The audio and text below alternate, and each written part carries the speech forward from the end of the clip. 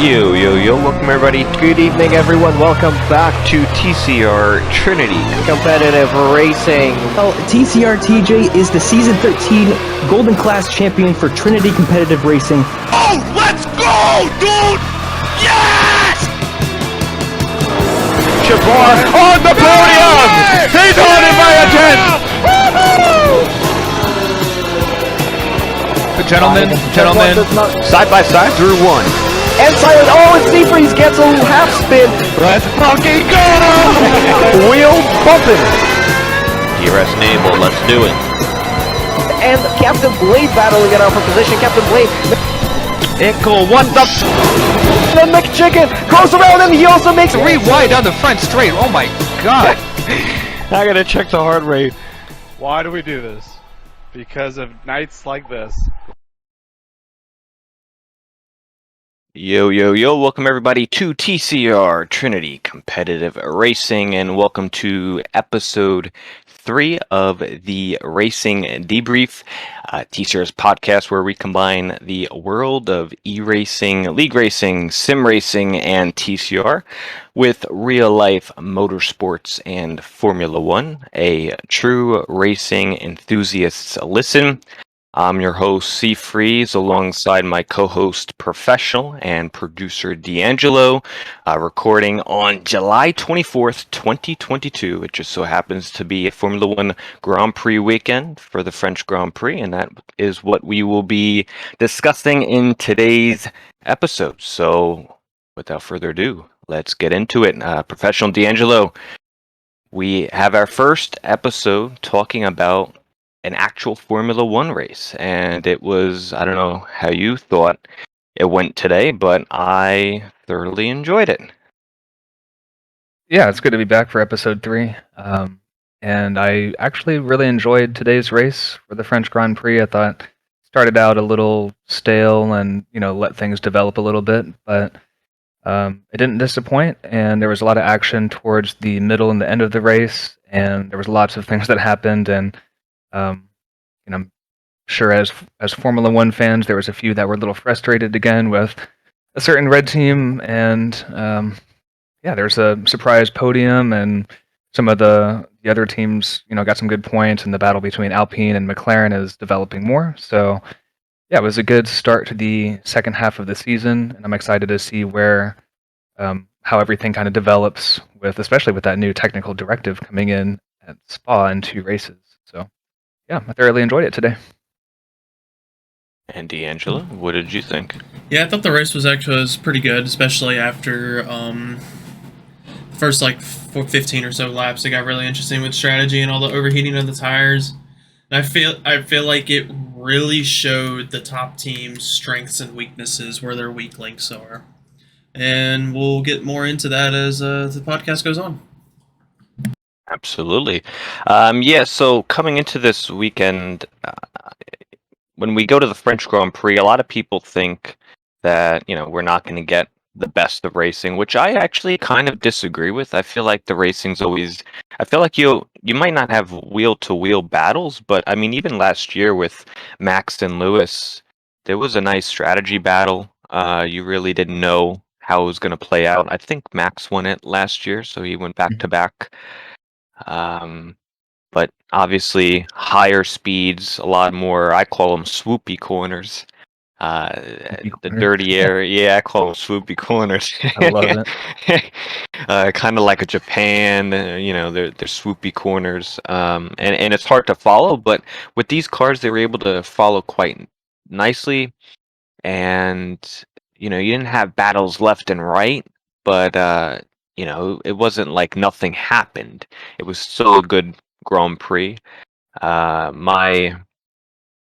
guess, biggest thing with this track would have to be the pit lane. And I think that can kind of incorporate why we have had maybe a little lackluster in previous races, is it takes forever to get down that pit lane. And no matter how bad the tires are, teams are not going to want to do a 2-stop because you just can't make that time up.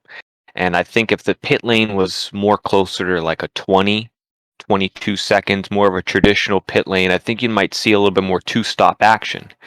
And because of that, that also might be a reason for the staleness of maybe some of these races, and also the fact of the walls are very far from the track, and you got those blue and red stripes trying to slow you down. Although wasn't able to slow down one driver today, which we will get to. Um, so you don't usually see safety cars or VSCs. It's very I guess rare for that to happen. So, but I think we had a good race in all. After qualifying, it seemed it was just going to be the two top teams, Ferrari and Red Bull. You knew Sainz was taking that grid penalty, so he was starting from the back, as did Magnussen. So I thought it would just be the three drivers competing, because the gap between those two teams and everyone else was significant. I mean, Mercedes were off by like a second or so, or even more. And you really, man, I couldn't really picture them really being in that fight. But their race pace was actually quite good. And they really couldn't battle with the top Red Bull, but they still had they beat the other Red Bull, which I thought was pretty good for them. And yeah, it was just it was a good race. I really wish Leclerc would have finished, because I would have liked to seen that strategy battle with Max and Leclerc. I think once he went out, it was kind of all right. Max took it down, and it was pretty much game over from there. But nonetheless, it was pretty enjoyable.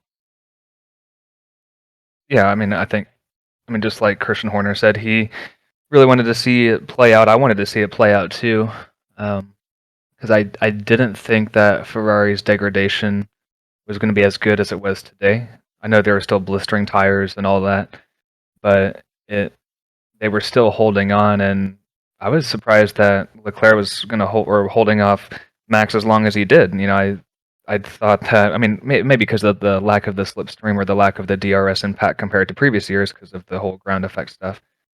But I was surprised that Max just wasn't able to sail through, compared to other tracks that we've seen this season. And then started paying attention more to Hamilton and Perez, because Perez wasn't able to get past, and he started out really rough on Friday. Like, his pace was just off, and he wasn't able to match times, and he was constantly down. It kind of reminded me of like certain races the past few years with Bottas compared to Hamilton. Like, he was just completely nowhere compared to his teammate. And I feel like as the season progresses and as we get into the second half of the season, are these updates that Red Bull is bringing, is it more towards the liking of Max Verstappen? Because just recently, the past few races, Perez has just dropped off, and in Baku and a few other tracks, Jeddah. What was the track that he took pole on? Forget, but he was matching for Yeah. Perez. He's matching, and then this weekend it was 1 second off consistently, or 7/10, and I think if he was more on it this weekend, I think Mercedes probably wouldn't have had a double podium. Who knows with safety cars and all that stuff, and with Ferrari reliability. But yeah, it was exciting, and the whole McLaren Alpine battle, which I'm very interested in this season, because coming into this race for France, they were locked in on points, and it was like 10 to 12 laps to go, and they would have actually left France with the same amount of points, and nobody would have been able to one-up each other. And then I believe it was, I think it was Ocon who got past Ricardo, and then that would have vaulted Alpine above McLaren. So I think, yeah, I mean, there was action all down the field. Magnussen got a flying start. I mean, made up, I think, 6 or 7 positions on the first lap. And I'm surprised we didn't really see that on the broadcast, at least from the ESPN. I didn't really see. He just said, "Oh man, he went up to 13th on the opening lap. Sainz was like 17 or 18th," and I don't think we really saw. I didn't see a replay of Magnus start. I mean, I can always go back and watch it on F1 TV because I have that. But for the normal viewer, you can see the numbers on the screen, but you you didn't actually see, K-Mag actually go through, and I would have liked to see him kind of dicing through the field as he does quite well on most occasions. So. Now, I'll circle back to the Perez not performing to Red Bull standards, kind of on par with Max this weekend. So, do you think that Red Bull is more like the outright performance of the car? Is the car closer to where Perez finished, or is it closer to where Verstappen finished? Or is it Mercedes?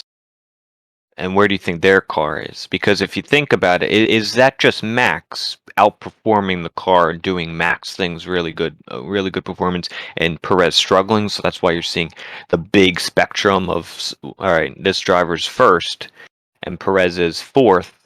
Meanwhile, they were a second clear in the qualifying. Mm-hmm. Yeah, I don't think it's just Max with that, and like I want to bring up the point also because it's a pretty big difference I feel this year with these new cars and their teammates, and there's at least one driver. I mean, there's one driver in every team for the most part that is, I guess, ringing the car out more than what the car is, like what its true pace is. Max, I think, is, I mean, he's on another level. I don't think the Red Bull fundamentally is at Max's pace. I think Max is overdriving that. Well, not overdriving it, but is getting more out of the Pretty car good. than what the car can offer. Right. I Because if think you look Alonso. at Mercedes, McLaren, even Ferrari, or even Alpine, they're very close to each other when they finish. In Red Bull too, just this weekend it seemed a little off. But I'm just Yeah, I wondering, mean, where is the true pace of that? Because I think if Ferrari would have had two cars out in front, I think they were quicker. They were the quickest car, I believe. Not on the straight, but in the corners, able to hold on to those tires a little bit, I feel like. And I think they would be 1-2 if they were able to put that together.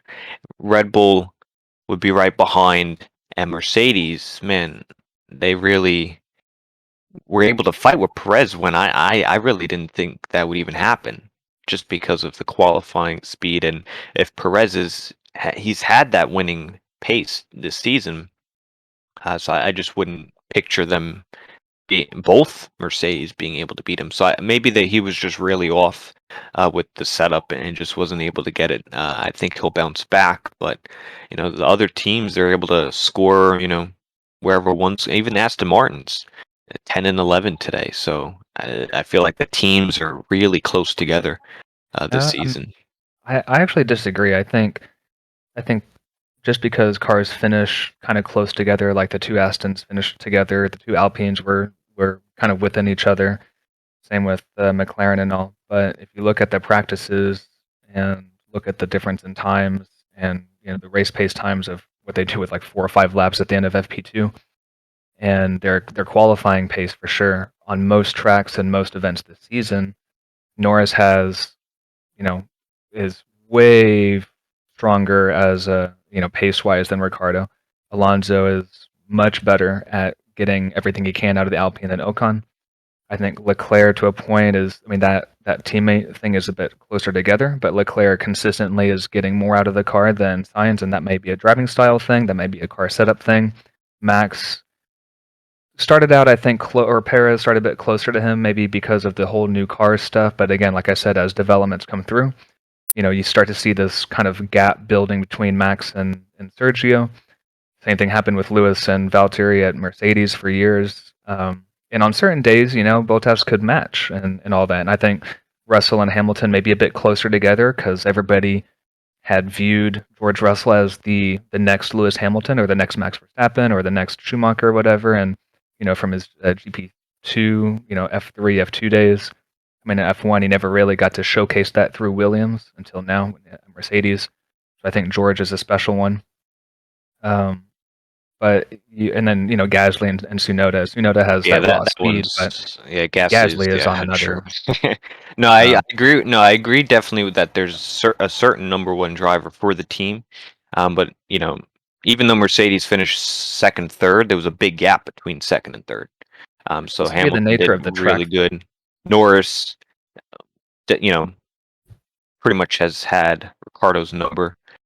for Alonso to Ocon. Like they're still finishing close on track, but you still have I would say the better number one driver still outperforming for the most part. Definitely. But I actually wanted to mention. Um, so I was looking back. I want to go to Aston Martin real quick. They finished 10th and 11th, Stroll and Vettel. But earlier on in the weekend, did you see? Now I thought this was really interesting on either Instagram or Twitter or the YouTube. Did you see Sebastian Vettel driving that old Aston Martin that is, I believe, I Yeah. don't know exactly which one, but it's literally the 100-year-old anniversary. He looks good in it, I'll tell you that much. Did you see him? He had the goggles on. Yeah, that's what I'm saying. Yeah, he looked like an old school driver with his hair, long hair, and all that stuff. It's like, man, Seb would have done really well back in the day. You know, he's a true racer and he's a purist at heart. So I think he looked good, man. I But enjoyed it. the interesting thing about that is, if I heard this correctly, that was, I believe that was the first Aston Martin that raced in Formula One, Yeah, I believe. And if I also get this correct, if I was listening correctly, that Aston Martin in that year, which I guess it would have been 1922, did not even finish any race. Yeah, it was something about how It broke down all the time. it broke down all the time, and I think like the one race they finished or something, they got points because at that time everybody was breaking down and stuff. It was pretty much a race of reliability. But yeah, their first race or their first season or whatever it was, they did not score any points, and that was a pretty dog of a car. Remember? Yeah, which I was really, we look at the reliability in it now. I mean, they're very complicated, but I mean, they finish. But obviously, technology is just so much better. But it was interesting that, like, out of all those races, they didn't they didn't finish Yeah. one. If that's actually true, now I got to go back and read up on some Aston Martin stuff. But what do you think of the last lap battle between Stroll and Vettel? That last corner, Vettel is coming in close, and then you see Stroll just kind of cuts him over. I thought they made contact. But I think if he didn't move over like that, I still think Stroll would have had the position. But it would have been very close. I mean, Vettel could have had it coming to the line. Yeah, Vettel's trying to do that whole, take the wider line, get the little over under thingy. And Stroll knew that was happening, so he just parked it on the apex. Like he could have given Seb more room, but just braking a little bit, try to position his car, and try to keep turning more onto Vettel's line. I think Vettel could have had him because he would have had the run, better traction because of getting on the gas a bit earlier. In the DRS, right? He would and have the had DRS too, exactly. which I don't know how powerful, but he would have had it coming to the line. Yeah, I mean, Stroll wanted to get the 1 point. I can understand that. Vettel probably would have done the same thing. Yeah, you're gonna defend how it is. No.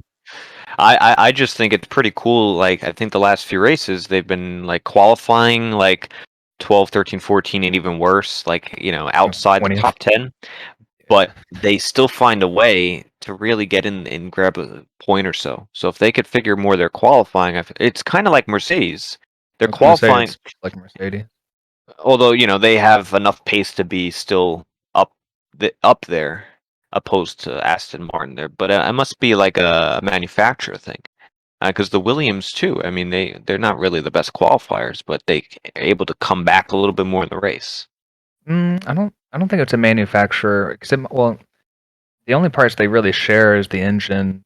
Maybe a few other, engine exhaust, maybe gearbox type parts, whatever. We don't really know. But I think it's more of just how the teams are approaching their setup. And like Mercedes, they don't know why they're so slow, or not slow, but they're off the pace in quali, and it takes them 3 or 4 laps to get their tires up. And by that time, there's already a 3 or 4 second gap. So it's just the nature of the car, maybe design choices from, back during when they're building the cars in development. Could also be because some cars are harsher on the tires, some cars are a lot nicer on the tires, and at the beginning of the season, Ferrari was really, they were eating their tires away, and that's when Red Bull would just come and take the win, like in Miami. I think it's more of a design choice. Sometimes you don't even like try to do that; it just kind of happens, and try to develop it throughout the season to try to balance out the qualifying and the race. And I would always prefer a better race car than a better qualifying car. And I think that's what Mercedes have for sure. I think that's what Aston has for sure. Williams to an extent, because you have one driver that's able to maximize what the package is, and you got the other driver who's just floundering down in P18 to P20 most of the time. Although to be fair, he did get that upgrade this weekend, Latifi. So he had a few races with the later spec. I don't know how much that really costed him, but it doesn't seem like in this first race it helped him too much. That's But kind of like a thing. the Williams, yeah, I don't see them being super strong and very select tracks. What did you I thought. Now we talked about a little bit about the racing earlier on. A lot of people think France is really like a bore fest, but I think it's a great track. I think it's great to drive. Um, I feel like whenever there was about to be a battle, either they crashed, and there was 4 incidents that happened, and I don't really remember too many great battles apart from. I mean, I guess obviously Sainz coming through from the back. I don't really remember too many apart from, I guess, the start. A lot of people had some great starts off the line, but I feel like it was a very sloppy race from a lot. You had the incident on the opening lap with was it Ocon and Sonoda? Ocon hit that little curb. I think that took Sonoda right out, or shortly I don't thereafter. think it took him out. I think he still raced for a few laps or for a bit, and then we saw him in the garage, and I saw an engineer kind of lifting up part of the side pod or some part of bodywork because it was a little torn or not quite right with the contact with Ocon.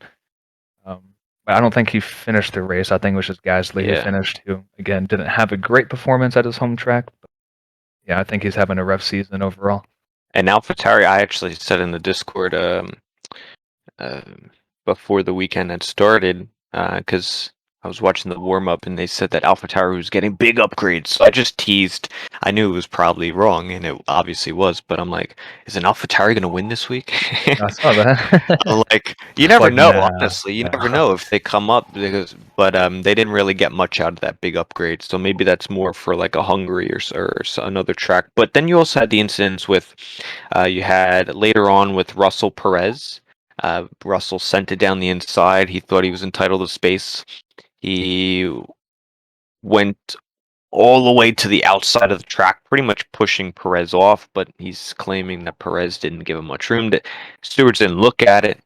But I for that one, I didn't think Russell really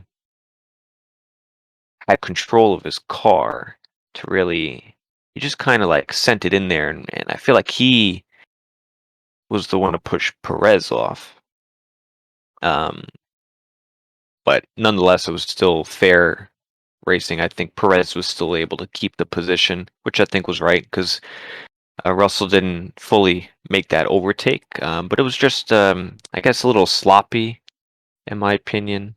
And then you also had 2 more. You had Latifi trying to overtake Magnussen first corner later on in the race. There was contact there. Magnussen had he gave the room. I feel like Latifi did not. And you also had closing, laps as well. You had Alfa Romeo Joe and Schumacher handling in that corner, which I feel like a lot of that has to do with the high speed nature of the track, them trying to do it at the end of the, DRS straight down to the chicane, quite tight. The outside, inside, it kind of tightens at the apex, where Schumacher even got hit with the Alfa Romeo. Even there is high speed. I feel like it's just very like aero dependent. The car kind of takes a little bit of the front downforce, and it just kind of washes out. In turn one with Latifi Magnussen, I feel like that whenever we maybe had an overtake on it, it felt like they just collided. I don't know if that was your impression, but I feel like every 5 laps it was like, oh, this one's off, and this one, this one's getting tangled. I don't know. It was Yeah, I mean, weird. I thought about that a little bit actually today when I was watching the race. I'm thinking, man, there's just a lot of collisions. But then kind of looking at them closer, and I thought about each one, and each one was a different scenario and kind of Yeah. a different thing. So I want to the first, like, there was three of them that I really thought of. First one was the lap one, Tsunoda and Ocon. Ocon just hit the curb on the inside, and you saw all weekend nobody was hitting the curb. So he took the curb, and Yeah. that kind of vaulted the car, lost the grip, kind of bounced across the track, and Tsunoda was just a little bystander. Second one, so I think that was And he just a got racing or penalized for not a that racing one, incident, but he got right? penalized, which rightly Ocon. so. Yeah, and I agree with that 5 second. Rightly Yeah. so. Second one, Mick and was it Latifi. Latifi? Oh, I know who. No, no, no, Mick, no. It was Mick Mick and Joe. and Mick and Joe. Joe. Yeah. So I thought Mick was very clean. He was going around the outside. I don't think Joe had a loss of downforce on the front wing. I thought the rear end, he lost some stability, and he could feel the rear end going, so he had to make a correction, and that made the front end go a little bit left and clipped Mick. So I think that was completely on Joe. I don't know if he got a penalty. I can't remember. Don't believe But so. it was just I mean, I think Joe was going too fast when they're going on that part of the track because it was more on the inside. You have to go a bit slower, and with the angle of the corner, especially the exit of it or the second half of it, he was just carrying too much speed, and he knew that he was going to lose the position because the outside line on that corner always wins, for the most part. If you Yeah. have the momentum, you're always going to come out ahead. So I think Joe is trying to fight a lost battle. So if he got a penalty, then I think he deserves it. I think he just didn't know when to give up the corner. And then the third one, which was Magnussen and Latifi, I want to say Latifi did what he did because of the previous controversial, battles and pushing people off the track from Britain, from Austria. And so Latifi thinks, okay, well, if this is legal, pushing people off the track and you don't get penalties for it, Yeah. then I'm not going to give, Kevin any space. And you can't do that. I mean, especially on a track that has a little bit of undulation there, the curbs, and yeah, I think that was just pretty careless from Latifi. Unfortunately, I think he probably looking back at it, he would have done a different move or maybe backed out and got a better run, or just lost the position because at that point, you're gonna lost it already. So, oh, and then the fourth one, sorry, George and Perez. Uh, it's I think it's easy for a lot of people to say, he's really careless and this and that, and he sent it in there without really having control of his car. I halfway agree. I'm kind of 50-50 on it. On one side, I think he didn't have control of his car. He shouldn't have sent it in there. He could have backed out because Perez broke really late, and they could have gotten a better exit on the exit of the corner into the rest of the straight.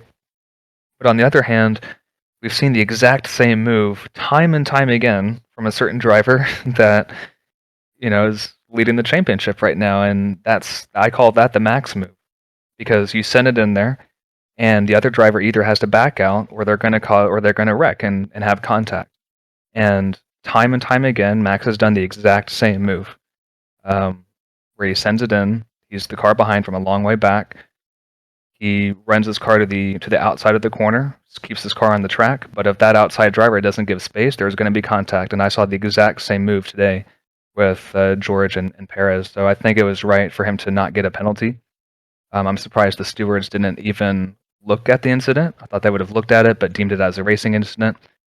Yeah, I feel Or like they didn't yeah, even give a chance to look at it just because Perez was able to still keep that position. I feel like if right. Yeah. Perez was on behind, then they would have at least looked at it because they would have been, all right, well, did Russell push him off to gain that position? But it seemed that they were like, all right, it was kind of a racing incident. Perez, this one gives this room out of room. He thinks he should get it more. This one thinks he should get more. Ultimately, the move didn't happen. No damage. They're still in the same positions. All right, just continue. And I think that's fair for that incident there. But Yeah, I was surprised that George sent it in there when he started to have a look. I was like, ooh, and then Perez started moving over slightly to the left, and I was thinking this is going to not end well. And Perez did a good job of avoiding the collision. I don't think George should have sent it in there. I think he should have waited. But who knows? He didn't know that the VSC was coming, and he didn't Yeah, know that he was 'cause going to have an opportunity. So, and with the nature of the track, I'm not, you know, last year was the only year that we've really had a good race purely because of Hamilton and Verstappen. You take them out, and it was a pretty boring race last year with everybody else. This year was much better, but maybe because of the cars. 2019 was a snooze fest. Same with 2018 as well, or if we even raced in 2018. I can't even remember. It was that I unmemorable. think that was the first one, Yeah, but first race there. it's just the nature of the track. I think there's really no opportunities for overtaking, and if there is, in the past years, it's always been down the DRS, and the move has been done before the braking zone. Whereas this year, drivers have really had to commit to making a move, and Yeah, it's been especially some turn misjudgment. 11. We saw some more overtakes in turn Mhm. 11, Yeah. which I think is pretty cool that they're able to go down the DRS straight. Now you got to think whether to overtake there, stick behind. You saw Russell try to make. There was one other driver that maybe There's it was them. Sainz and Perez as well. Sainz Perez, yeah, and Sainz made Perez move and defend in the chicane. And then he had a bad run on the second half, and then Sainz was able to make the move up into turn 10, which is flat. But sometimes you can stick behind and go, stick behind the driver, get in the slipstream, go through turn 10, and try to make a move in turn 11, which I think is an interesting corner because you could go around the outside, the inside, shorter route, but around the outside to get that nice momentum, and then it usually files out through there. So pretty much from the initial start of the backstretch all the way to turn 11, you could have a pretty much it's like a drag race of figuring all that out. And I think people wait for that opportunity because it's a better opportunity than turn one or elsewhere on the track. But I'll ask you. Um, we might have mentioned it, but just quickly, top performers, or if there were any, who stood out this weekend? Team, Mm, car, yeah. anything? I don't stood out probably was I would probably say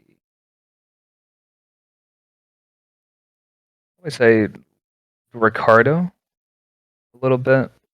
Um, Ricardo with McLaren stood out in my opinion because he was closer to Norris than he's been all season, pretty much in race trim. And it wasn't just during the race; it was the result of it too. Another driver that stood out was Alonso, just again dragging the Alpine up there. And it was really funny. I love the quote by him. It's like, I want them to be closer so I can kill their tires. It's like that was so Fernando. That was such a Fernando comment. I chuckled Yeah, whenever I heard that on the comms. And then another driver, I think, and I don't know if people agree with it or not, but both Mercedes drivers, because yeah. we know how much of a dog that car is, and I know everybody said, "Oh, they should have won this weekend. They had it's a perfect track, it's smooth and all that." No, I don't. I think that's wrong. I think just because if it's a smooth track doesn't mean they're automatically going to have pace. It's they say, well, Silverstone is the same thing as France. No, it's not. It's a completely different circuit, different combination of corners. There's a lot of braking, a lot of traction zones. I think it's the It's traction hot zone. too It's this week. It hot, was really one of the hot. hottest weekends there. One of the hottest races this Yeah, season. Tire yeah. temps, and you're putting um, a lot more load on the front. It's more front limited. So once the fronts go, you're done. You can't turn. Rather than like a rear limited circuit, which is more traction heavy. There's really not much low. It's not a low speed track. Out of the last corner, maybe it's the only low speed that you have, and then maybe coming onto the back stretch. Chicane, but even the chicane is quick. Third, fourth gear, nothing really slow. So you're really not going to waste your rears on anything much. It's all front limited, a high speed, a lot of load, corners with the temperatures being where they Actually, were. It was quite difficult. I'm thinking about it right now, and at Silverstone, Hamilton wasn't the fastest car on the track before Max had the issue. Max was still the fastest driver on the track. But Hamilton was faster than both Ferraris, and maybe the DEG was higher there than France, even though the temperatures were higher in France. But so Hamilton was faster than both Ferraris at Silverstone, faster than Russell. I mean, he was out obviously, faster than Perez, but not Max. And same thing here in France for the most part. Max was in a league of his own. Hamilton was overall, I think, right on pace or gonna be reeling than the Ferraris later. As the race went on, we didn't get to see that because Leclerc obviously crashed out, and Sainz was trying to battle his way through. But I think Mercedes it wasn't terrible today, race pace wise. It just wasn't what people were expecting them to be, and so maybe it was more of a letdown.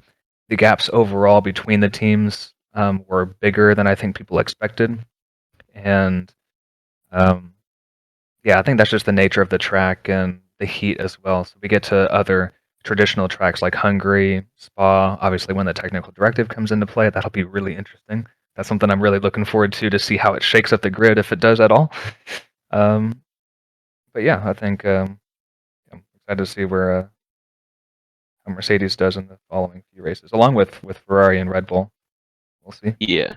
Well, I kind of piggyback these two. I know these two topics. I think my top performers are Mercedes, and I think we'll skip. We'll come back to Ferrari. Mercedes. Um, Recently, you saw it at Canada. A little bit of obviously at Britain, with Hamilton almost having that shot. Then today again, just a solid second, third. Like they're just their cars are. It's really like the silver arrows are back. Like it's not breaking down. And usually Hamilton, Russell. Russell. How many top fives has he had? I think every race but one. One or Um, and Hamilton getting those podiums here and there, and he's starting. I feel like Hamilton's always he always gets more to grips with the car once he's done the British Grand Prix. I feel like the British Grand Prix really ignites him for the rest of the season. The first half of the season, I feel like he's still getting to grips with the car. I think if you pretty much every season, even his championship winning seasons, he doesn't get into the full swing until like some British Grand Prix summer and the rest of the season.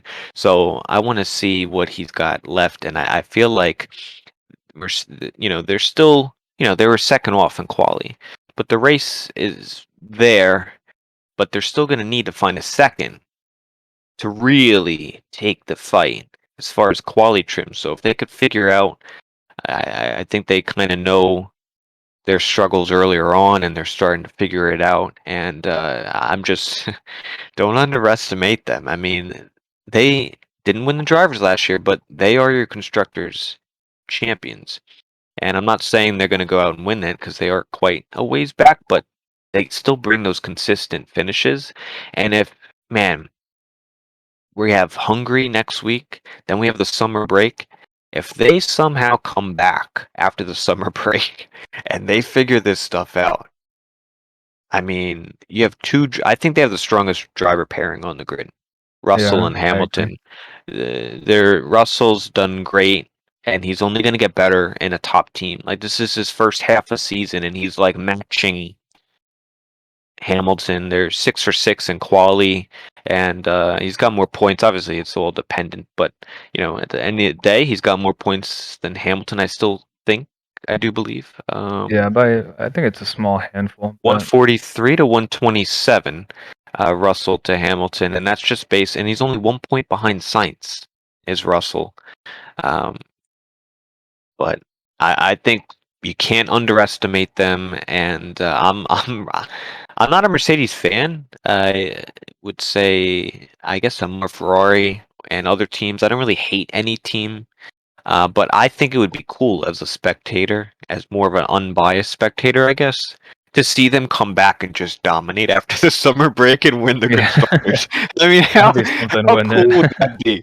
Honestly, Yeah, everybody's like, oh, yeah, Mercedes, oh, no, no, no.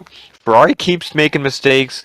Red Bull earlier on had some issues as well. Mercedes been consistent, and they come after some break and just dominate. I think that would be epic. And I'm not a Mercedes fan. I think it would just be a cool story for them to it come would be. back and win it. I mean, I don't know. It would have to take a big, big thing to happen for that to go through. But I think that'd be awesome. Yeah, I don't think Mercedes is gonna really make a lot of strides with the technical directive. I think people are overplaying that, but it's a big change, and it's more stringent on the regulations. And then into next year too, I think they've already went through their struggles, which more teams may go through struggles and stuff. So at least maybe they've understood their car more than others. Yeah, but anyway, the what do you want to talk about next for the French Grand Prix? Because I know what I I want to think talk about. I think we should get to the Ferrari. I think we got to get to the big boy stuff. Ferrari. We got Yeah. two big stories. You got Leclerc and his. Now I want to just let's talk about Leclerc first, then we'll get into the strategy. Leclerc. I thought this was interesting coming into the after quali. F1 posted this, and Leclerc's only been in Ferrari for a few years. I mean, actually, was this his fourth year? 19, 20, 21. This is his fourth season with Ferrari. It's gone very quick. I can't believe it's his fourth season in Ferrari already. Obviously, the 2020 season and 21 weren't as strong as the 19.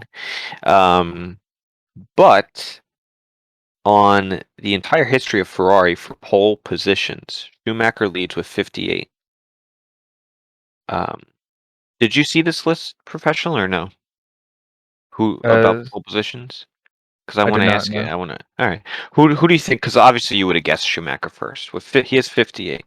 Who would you say is second for Ferrari For pole uh, positions. for pole positions? Probably Vettel. Okay. So, it's not. It's Niki Lauda with 23. Oh, okay. Then after that, any other guess? Does that change your guess? Yeah. Probably. Yeah, it's not Fernando because it was always more about the race pace for him, dragging the car up to the front. Either Vettel or Leclerc. Okay. So it was Oh no, Leclerc. actually, well, Oh, yeah, I was going to say oh, Massa too, maybe because Massa was a oh, great all right. qualifier. Very close. So Leclerc has 16. Massa's 15. Yeah, sounds about right. Alberto Ascari has 13. Sebastian Vettel only has 12. And he was there for, I believe, 6 seasons? 15, 16? Yeah, Yeah, 6 seasons. And he only had 12. And Leclerc's in there for 4, which it doesn't feel like 4. It's 3.5, But he's already up. He's got 16. He's such a great qualifier. So I'm reading that. And I'm like, wait, how does Leclerc have 16? I don't even remember. I don't even remember him getting 16. I know he had a lot in 2019. yeah, that's controversial though. That's, at least for me. Yeah, I guess, but they're still in the books. They're still in Yeah, the books. still in the books. Yeah, yeah, that's weird. Leclerc's a great qualifier. We've known that for years, ever since he was at Alfa Romeo, and or Sauber as it was, and then it went to Alfa Romeo. But he has always been able to be just that one lap pace, just like George Russell at Williams.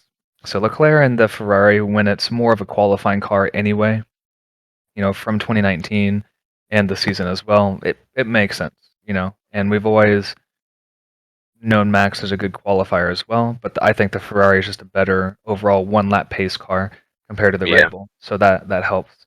But the stats, man, that just Yeah, that was I surprising. I didn't know. He's only like a few away from getting second all time, which I think he'll get there. He's got 16 to Niki Lauda's 23, and I know he's in the team.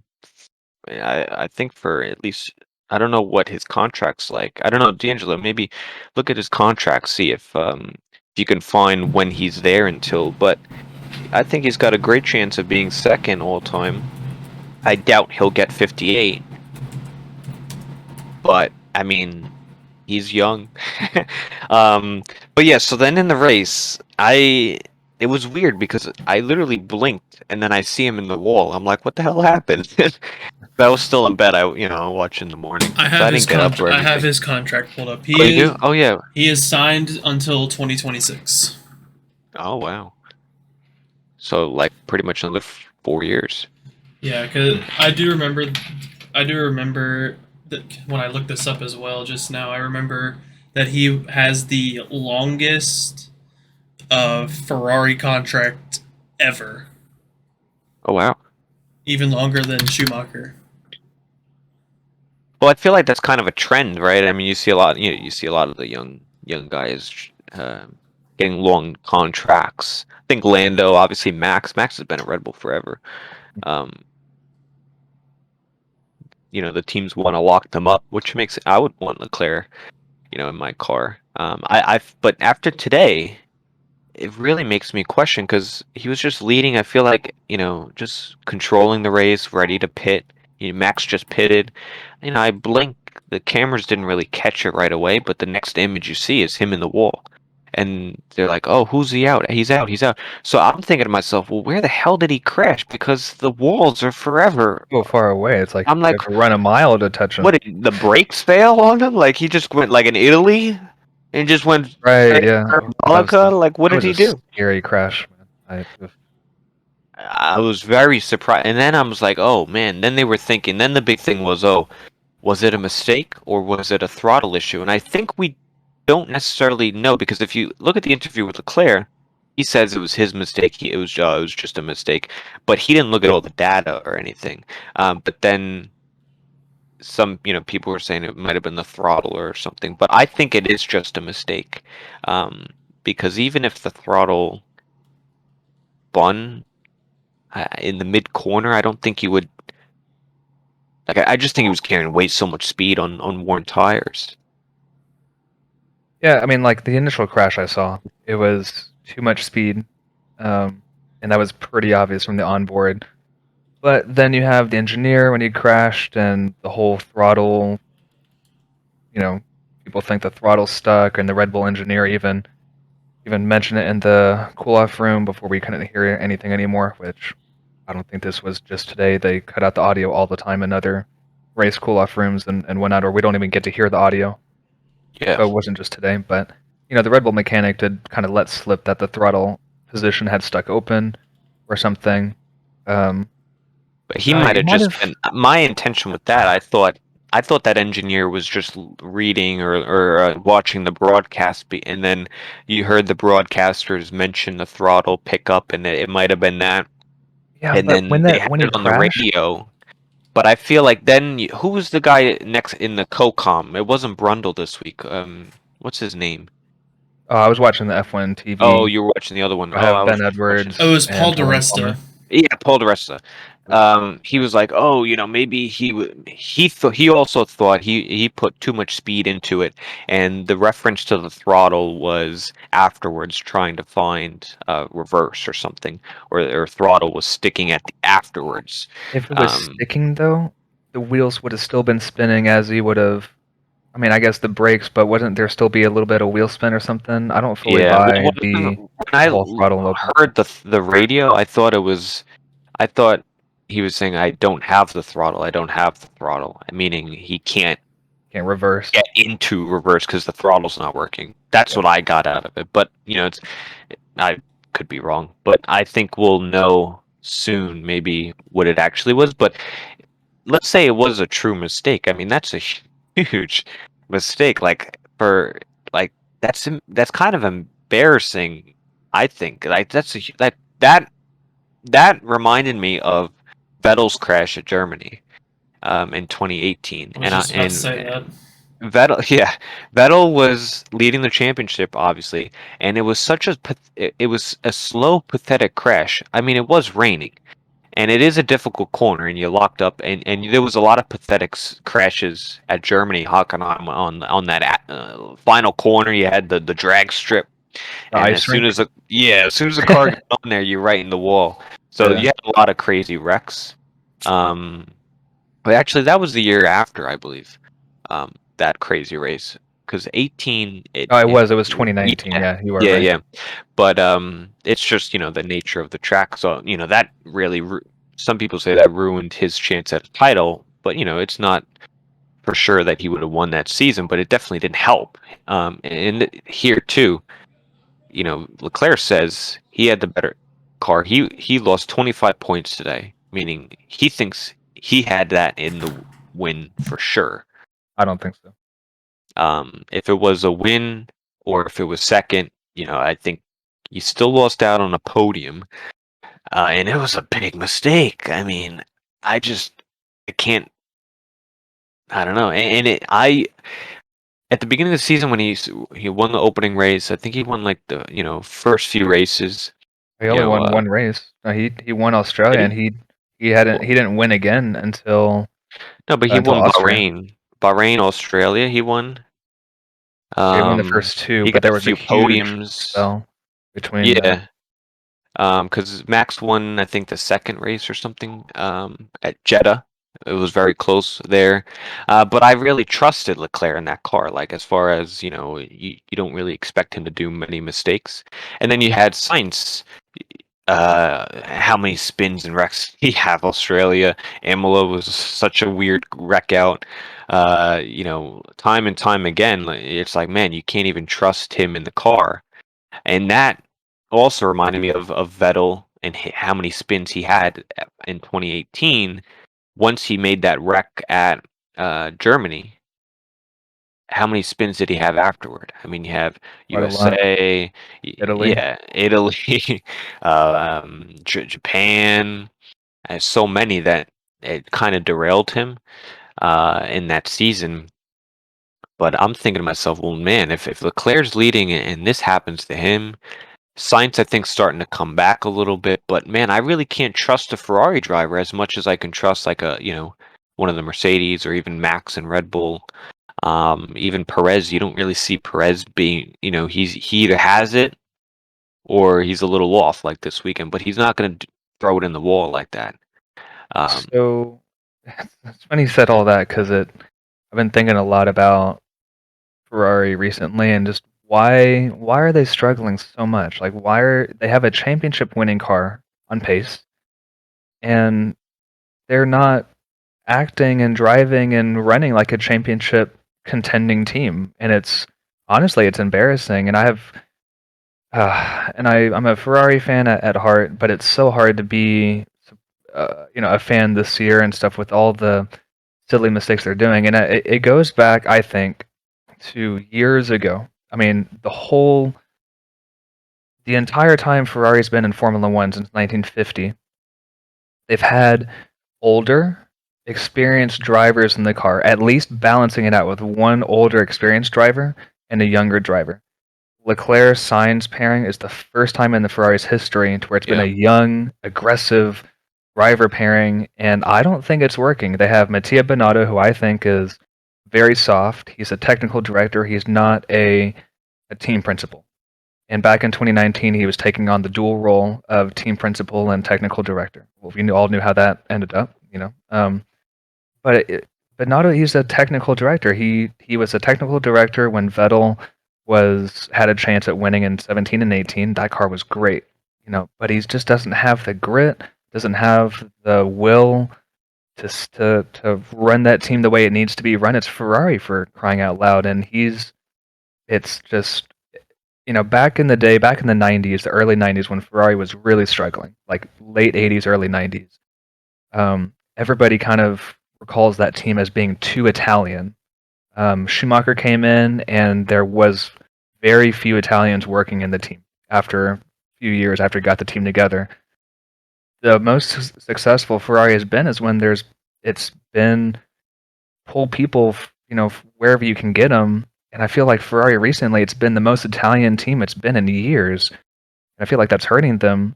I was surprised that Binotto's not been sacked yet by the head of Ferrari because 2010, Stefano Domenicali with Alonso, he got sacked after a few years with no success. The guy who came in after that lasted a season, forgot his name.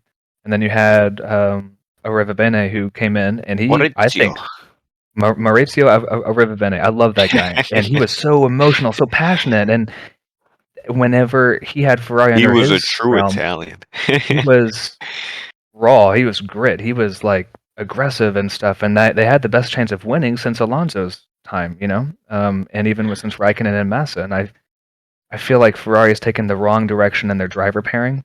I don't think they should have moved Sainz to Ferrari. I don't think he really is a Ferrari driver. He's quick, but he hasn't had the experience. He's a bit younger still. And Leclerc, I think, with a 5 or 6 year contract until 2026. I mean, that is a huge gamble, and I think they moved Leclerc up to Ferrari too early. he's young. Second season, and he's right? It was the second season he was in Ferrari. his third season. Was it? Did he have two Yeah. at Alfa Romeo? No, it Yeah. was the second season. It was the second Was it? season, yeah. Yeah, because he had one. You to only had break one at season. Sauber. I mean, Oh, the yeah, it only was Sauber reason back then. Yeah. the only reason he was fast tracked to Ferrari was because Jules Bianchi unfortunately was in that accident, and Bianchi was supposed to be in that seat, and so they had And to fast also, track I mean, Leclerc.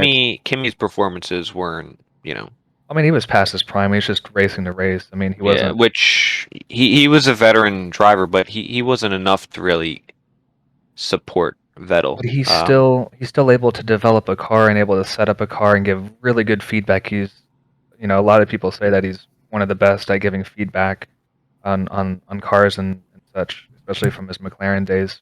But Like with they needed a replacement for Kimmy pretty soon because Vettel it too, was because remember both of them got outed. But you yeah. need Well, an older, experienced driver. Vettel was there for another he was another He two was he seasons. was Charles's teammate for 2 seasons. 1920, yeah. So, but Kimmy was older, so they obviously needed to get a replacement for him. And I mean, at the time, I don't know who else you would really put in there, unless you went outside of your Ferrari program, which What's wrong with it's that? I mean, sometimes it's hard to do. I think to pull yeah. off. I think it's the biggest thing. But I still would have went with Leclerc. I liked him with Vettel. I think I think Leclerc reminds me a lot of Max coming up. First few seasons, it took him a few years to really get settled in, and now look at him. I think Leclerc will follow suit with him in Ferrari now. But I don't agree with the Sainz pairing because I think, like you said, Ferrari is always known for veteran champion-esque drivers. You did have Kimi champion, Vettel four-time champion. You had Alonso in there. A few years before that, Massa veteran there. Didn't have that Raikkonen, championship. Schumacher, Barrichello. I mean, The list goes on. They have great driver Avosi, pairings, yeah. old pairings, and I'm not too sure. I believe they haven't been a championship. They've been a champion. They They've make the been play. Let me put it this way. they've been in contention a few times. Ferrari makes the playoffs, but they don't get to the championship round. That's Yeah. what it is. They're with the Los Ferrari. Angeles Clippers of F1. Literally the New York Yankees last since '09. God, yeah. The last They- decade and a half. Yeah, they make the playoffs. They're a good team, but they're not. They don't get even to the last round, the World Series. You know what I mean? Ferrari hasn't won in I think since what 07? 6? 6? They were Seven. they were constructors in '08, and they were last drivers was in '07. So I mean that's a long time. That's so over was that so I feel like 10 they've years? lost touch. Things aren't going right, and I think this season is a good chance. I think if they wait any longer, I think Mercedes and other teams might come back, and they'll just fall to another contender. But they haven't been the dominant team. I think Red Bull and Mercedes have always been better than them on strategy, even developmental. I feel like Ferrari always has a flaw. They're either too straight line heavy or they're too much downforce. They don't have a car everywhere. I think this season it's a little better. But things haven't been right there. I think it needs a big change. I don't know. I think it'd be cool to have like Leclerc and I don't know who that veteran driver would be alongside. But I mean, I think anybody like who would I you think put in Ferrari next to Leclerc? Because I would keep Leclerc. I think he's good to be yeah, there. I think you have to keep yeah, I think you have to keep Leclerc. I think you have to develop him more, and you need to find that guy a mentor and somebody that really can work with them, that's experienced. Somebody like a Niki Lauda who worked with Lewis Hamilton year after year. Um, but I would probably put. Is there really anyone on the grid that I mean, I think Hulkenberg would have been better than Sainz. I like Hulkenberg. He should be on the grid. To be honest, as much as Alonso's team hopped and stuff, he's the best driver on the grid to be at Ferrari right now. You know, if he was or was not Leclerc's teammate. You know, Alonso. I think he's changed. I think his time away from F1 was good. He's not as toxic and doesn't tear a team apart. Why didn't he go back to? Why was he not an option? I don't think Ferrari wanted him, No, they didn't want him back. and I don't think he really would've wanted to been- go back either. That would have been badass if he came back. You know what I mean? Well, the But, I mean, reason he's the reason why Fernando didn't want to go back is because all the shenanigans that happened with the heads at Ferrari in 2014. It was dysfunctional, and he didn't want to deal with that again. Because it's bound to happen again the way things are going for Ferrari right now. even They need a big change. That's all I'm Even saying. They need a big Ricciardo change. even Ricardo should have Ooh, gone to Ricardo should have went. Oh, gone that's to a great Ferrari. pairing. That's who I would put at Ferrari. No, Leclerc and not Ricardo. Sainz.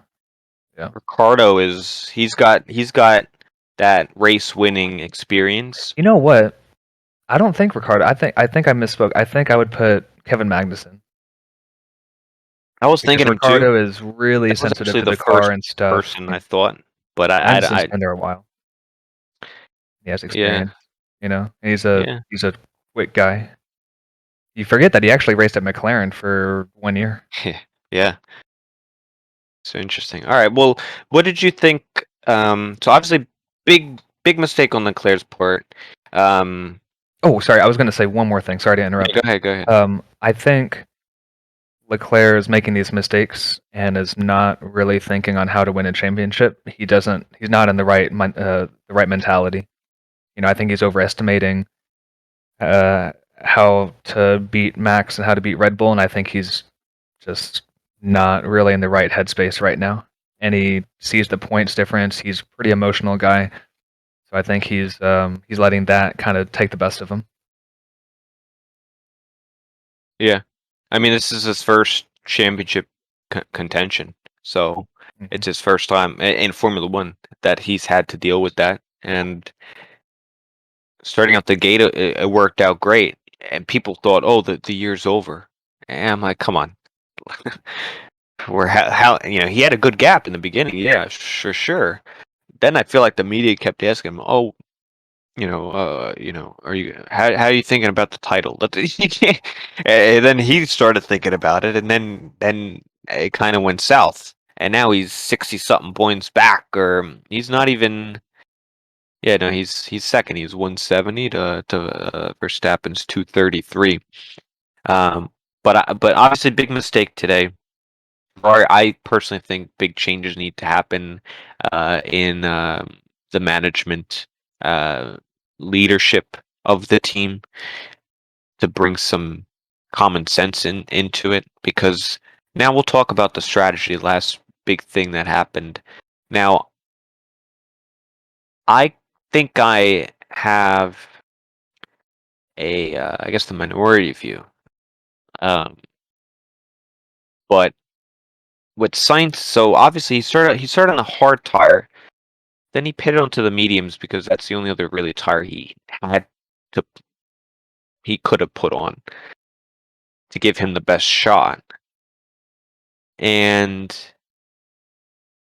you saw that big graining on I think it was the front right tire. Like the whole inside of the tire was really grained. But we were like, oh, will he get to the end? Then he was closing up. He was able to get past Perez, and he was in the battle for P3 potentially. But he was also carrying that 5-second time penalty. Then it was indecision on the team's part, on Sainz's part. Plan A, Plan B, Plan B, Plan A, Plan A, Plan B. They didn't know what plan to do. And I think ultimately, I agree with them pitting Sainz. I think it would have been hard, in my opinion, for him to keep a third place. I don't think the third place was locked in. Even though he was there, had the track position, the 5-second time penalty, and if the VSC were to still happen, how is his tires launch compared to the others? There's no guarantee you get to the end.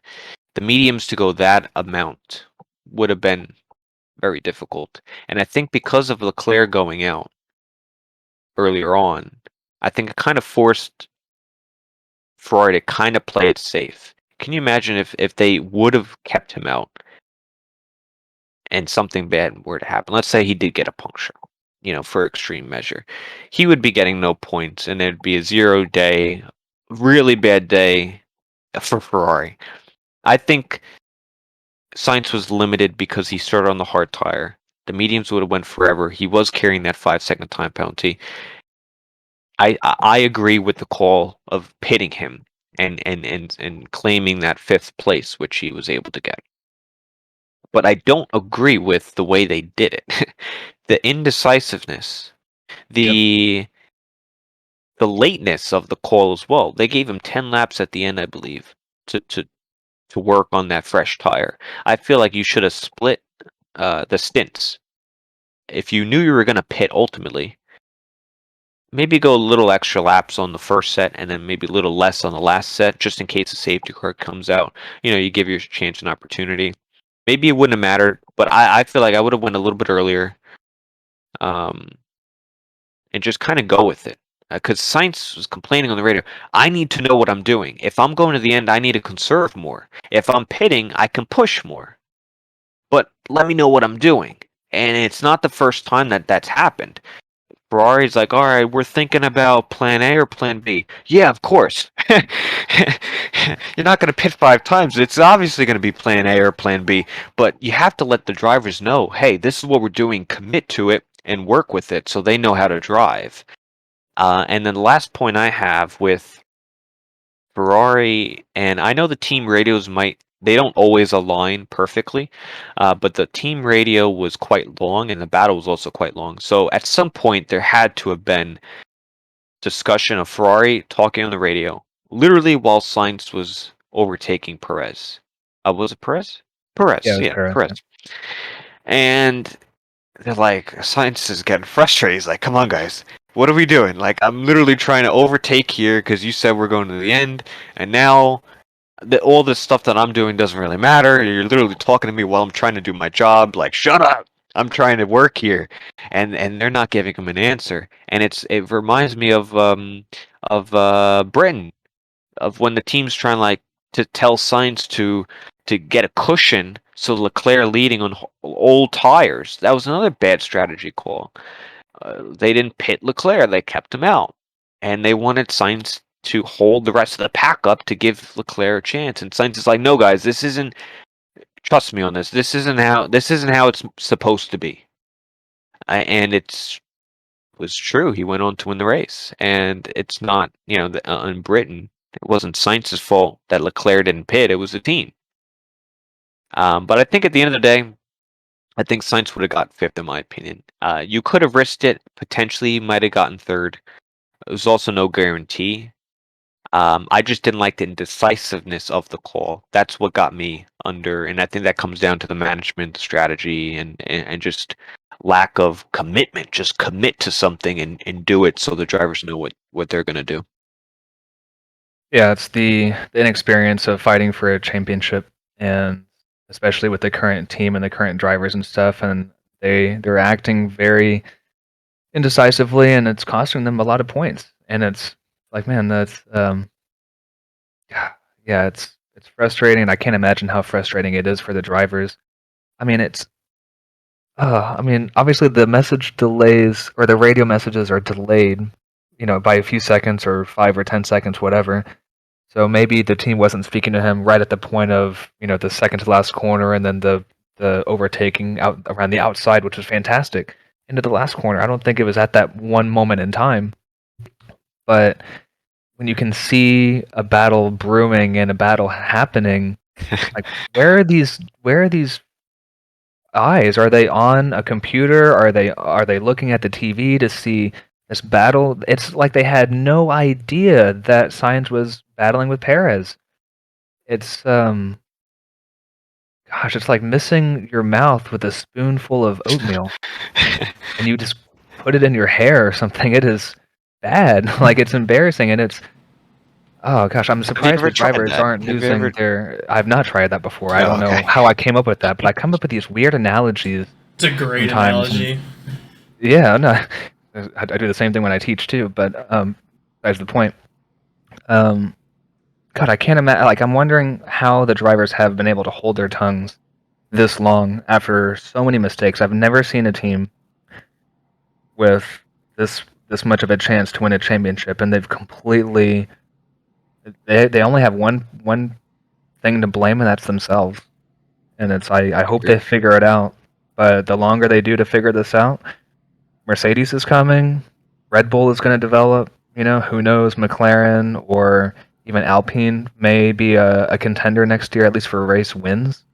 And then they've lost their opportunity. It's like it's like they're not worried about it. They're kind of taking their time and they think everything is okay. And God, it's maddening, Yeah. honestly. Well, just the last.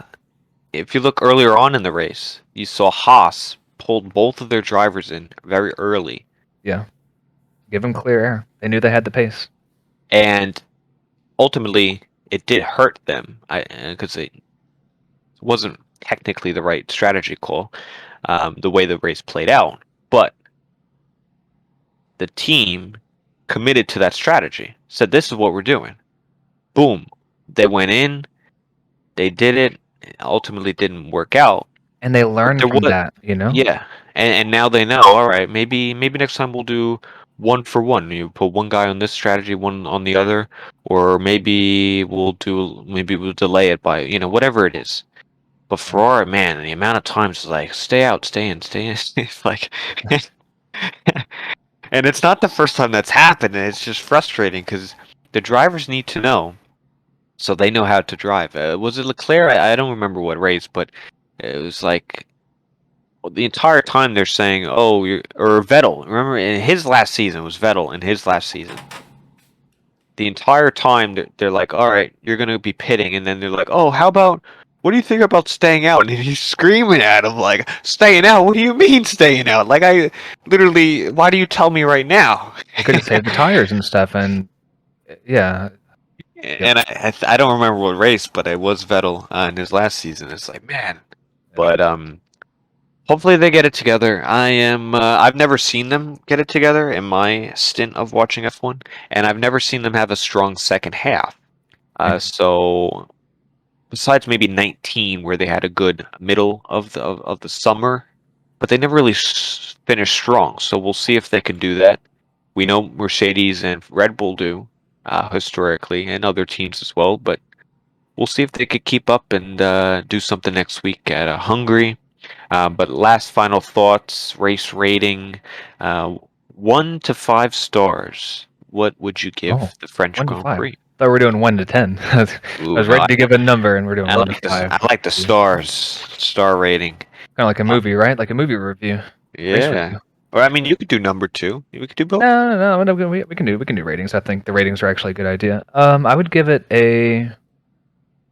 You could do halves too if you want. I'm gonna do like quarters and all that stuff, like Oh 2 God. fives and all that Oh, stuff. are Well, we you doing have to. If we're gonna decimals? do 1 to 5, yeah. I would give it a 3.8. 3.8. 3.8 stars out of 5. Oh, is it my turn? D'Angelo. I was Do you gonna wanna- do you go. wanna I go was back? gonna go 3.6. Damn. So you had 3. You know what? I'll split it. I'll go 3.7. What were you Just gonna do before you I heard don't me at know. D'Angelo? Well, once you started saying decimals, I'm like, oh, I didn't really think this one through. It was a good race. It was enjoyable, and I didn't sleep through this one because I didn't get up out of bed, but I was able to watch it all, and it was enjoyable. So it was a pretty good French Grand Prix, and we go to Hungary, which we'll do. This was the first episode on an actual race weekend. So anytime there's a race weekend, we will do an episode solely on the Formula One Grand Prix of that weekend, and then we'll fill the other ones with other topics and other guests. So if you are listening, please give your thoughts on the French Grand Prix. Do you think Ferrari is going to figure this all out? Give us some other topics we can do. If you want to be on the Racing Debrief, let us know as well. And we'll do this next week for Hungary. Final thoughts, guys? I think that'll do it. Yeah, no, I enjoyed talking about France. I think Hungary will be a really good, race. Like I said before, I'm really looking forward to Spa after the summer break, whenever that technical directive comes in, and that's a whole other can of beans or can of worms. Sorry, that will be open then, going into next year with all these tightening of the regulations and flexing and movement of the floors and all that stuff. So, Yeah, I'm excited for Hungary. It's gonna be interesting to see how they race with the new regs on that kind of track, which is a high downforce circuit. So it'll be very interesting to see. Cool. So that'll be next week for episode 4, because it's 1 week, right? I believe so. Yep, next weekend, the So 31st. episode 4 will be the Hungary Grand Prix race review. So that'll do it for this one. Make sure to follow TCR on all socials and join the Discord server, where we are the most active. Get more information about season 14, so you can sign up for August 16th through 18th. And until next week, thank you for listening.